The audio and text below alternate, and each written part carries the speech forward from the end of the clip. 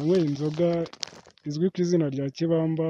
Iyi nzoga izwi ku izina rya Kibamba yaje kungiraho ingaruka 2020 ku itariki 14 z'ukwezi kwa gatatu. Nayinyweye ku masaha y'ijoro y'umugoroba saa 3:30. Iyo nzoga nkimara kuyinywa yaje kungiraho ingaruka, ndaruka mererwa nabi cyane, noneho ku buryo nagejeje saa 9 z'ijoro aribwo nabashije kubona agahenge ko kuba nabona ibitotsi. Noneho nakomeje kuremba nzi yuko wenda ari ikibazo cy'ubwivumbure bw'umubiri wenda nahuye nabwo, nyuma nza gukomeza kubaho gutyo mbifata nk'ibintu bisanzwe. Nyuma y'iminsi 2 ku itariki 16 z'ukwa gatatu nibwo nagiye kwiyambaza urwego rw'ubuganga. Abaganga nibo bamfashije, ariko hagati aho baje no kunyandikira ibitaro. Nyuma ibyo bitaro bya centre de santé byaje kubinanirwa. Ku itariki 20 nibwo naje kujya i Masaka. I Masaka dogiteri aransuzuma, amaze kunsuzuma mutekerereza ikibazo mfite.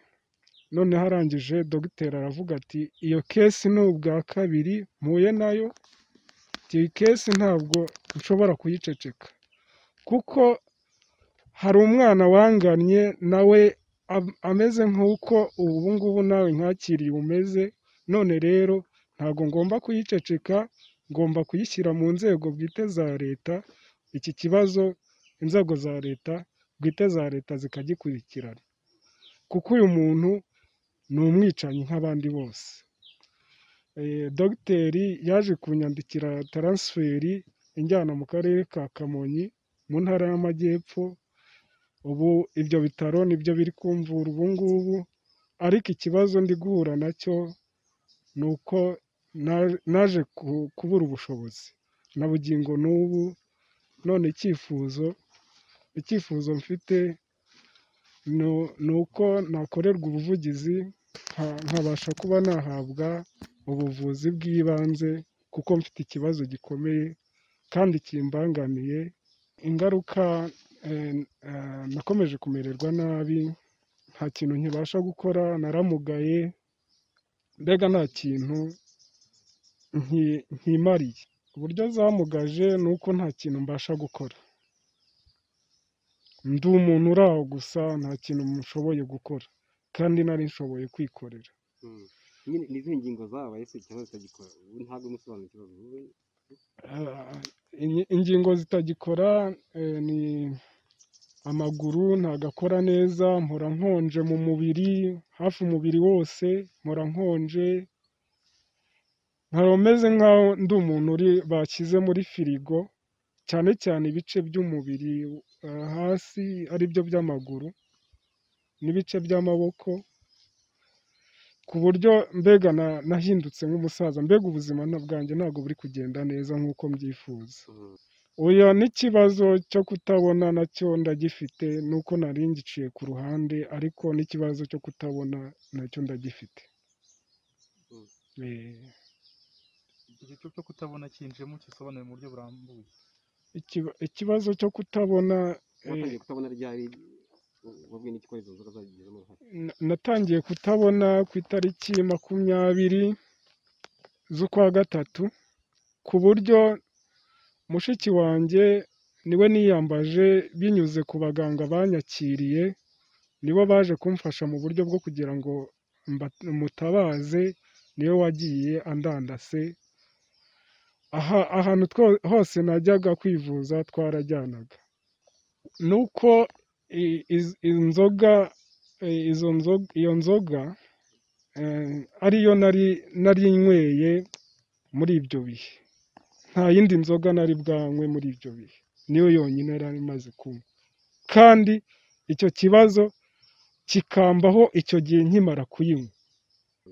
Ikibazo cyo kutabona cyatangiye ku itariki 20 nibwo natangiye kutabona.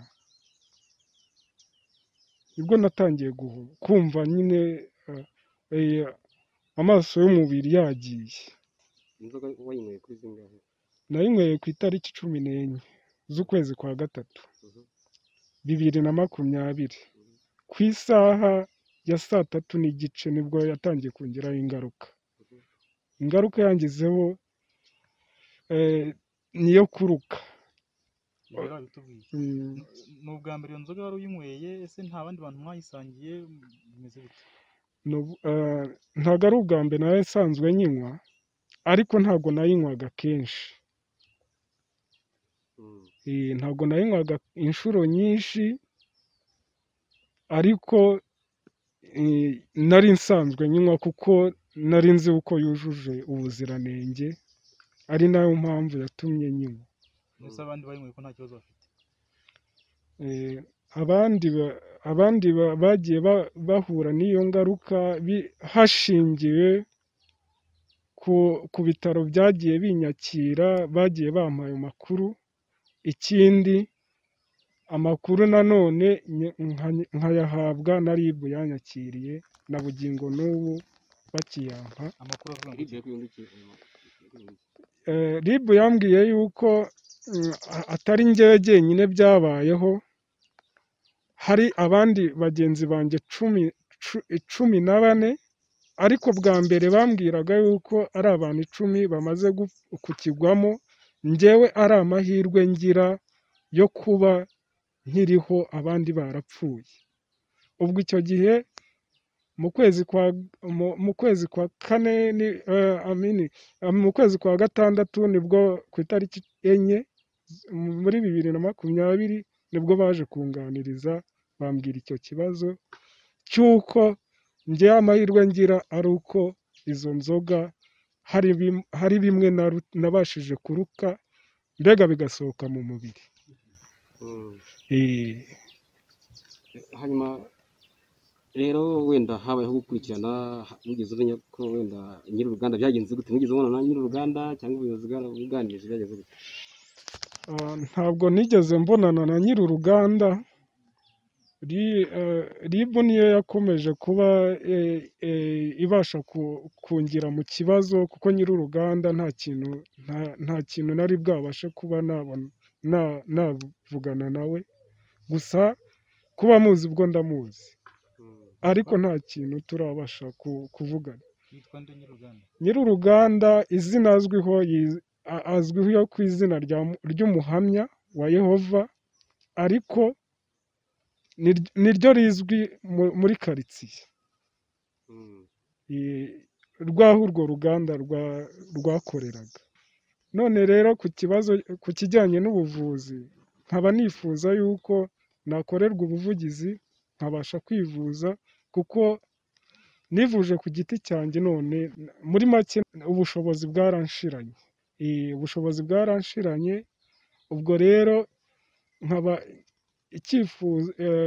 nkaba nifuza yuko nakorerwa ubuvugizi, leta ikaba yamfasha, wenda igategeka nyiri uruganda wenda akamvuza, ubundi ubutabera bugakora umurimo wabwo. Ikindi kikimbabaza kuri nyiri uruganda ni uko namenye yuko ari kwidegembya, kandi harimo abantu bagera muri 14 bapfuye, natwe 12 tukaba twarahumye. Nta kintu dufashwa nk'abantu bagizweho ingaruka n'iyo nzoga, nta na kimwe muri make turebwaho kuri icyo kibazo. Ikindi nkaba nifuza kuzabona ubutabera, kuko ndabona buri gutinda, kuko nyakubahwa wajya avuga ati ubutabera butinze ntabwo buba bukiri ubutabera. Nyakubahwa umukuru w'igihugu kikaba cyamugeraho nawe akakimenya, akabasha kuba yagira gute yaturenganura, kuko twararenganye.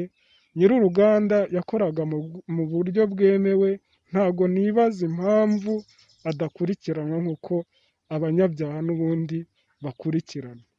Niba yarakoraga mu buryo bwemewe, kuko ntiyari afite ibyangombwa by'ubuziranenge? Yari abifite, ariko ikintu numva yakurikiranwaho ni uko yakoraga mu buryo bw'inyungu ze bwite atarengeye inyungu zabo aha bya bindi akora. Hari ababishinzwe yego ndabyemera, ariko hari umuntu ukora ibintu ariko akaba afite ibindi bintu akora ku ruhande bitazwi, nicyo kintu kiri kutubabaza nk'abagizweho ingaruka mu izina rya bagenzi banjye ntari kubasha kuba namenya imbonankubone. Mu kwezi kwa karindwi ku itariki 11 dogiteri nibwo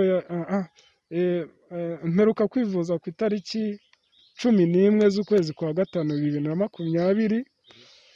Dogiteri yari yarampaye randevu yo kuzasubiraho mu kwezi kwa karindwi ku itariki 11, none ntabwo nashoboye gusubirayo bitewe n'ikibazo cy'ubushobozi. Ubwo bushobozi bwarangiriye aho. Oya, nta bindi bitaro byanyakira atari dogiteri untarasifeye anjyana ku bindi bitaro. Mu nzego z'ibanze nagannye inzego z'ibanze zikajya zibigendamo bigura intege. Rimwe na rimwe umuyobozi w'umurenge akambeshya ngo ari kunkorera ubuvugizi, aho bigeze noneho mbona ni ibintu bitinze, niyambaza inshuti yari izi uburyo mbayeho imatike yo kugira ngo ngere ku karere kubwira visi meya wenda ngo abe yamfasha. Narahageze, visi meya aranyakira anyemerera ko azampa ubufasha, none na bugingo n'ubu ntabwo ndabona. Guhera mu kwezi kwa munani na n'ubu ntabwo ndabasha kububona. Muravuga ku byerekeye gukora uko mubona ntacyo abasha gukora, yaramugaye mbega ntacyo abasha gukora uretse umurimo akora mbega n'uwo kwiyuhajya byonyine gusa. Numvise ngo byatewe n'inzoga yanyweye ngo yitwaga Kibamba. Yego twarahombye, narahumye, nk'ubu nkora jyenyine, nta kintu amfasha na kimwe rwose. Ni umuntu waho mbega nitungiye, yaramugaye mbega. Urumva umuntu w'ikimuga ubana n'ubumuga ntacyo abasha gukora. Narabyakiriye nyine mufata nk'uwamugaye nyine, nta kuntu. Oya, ubutabera ntabwo bwabikurikiranye kubera yuko n'uwo wenze izo nzoga urumva ko zishe abantu benshi, yari kugomba gukurikiranwa kubera ibiyobyabwenge birabujijwe rwose, ntabwo byemewe mu gihugu. N'icyo wasaba noneho aho bigeze ubu? Mbega icyo namusabira nk'ubufasha nyiri uruganda. Urumva yuko nyiri uruganda ari we watanze ibiyobyabwenge, yakagombye kubihanirwa cyangwa akamuha n'ubuvugizi, akamukorera ubuvugizi, noneho umwana wanjye akavuzwa, noneho akagaruka mu buzima bwiza nk'uko yari afite imbere.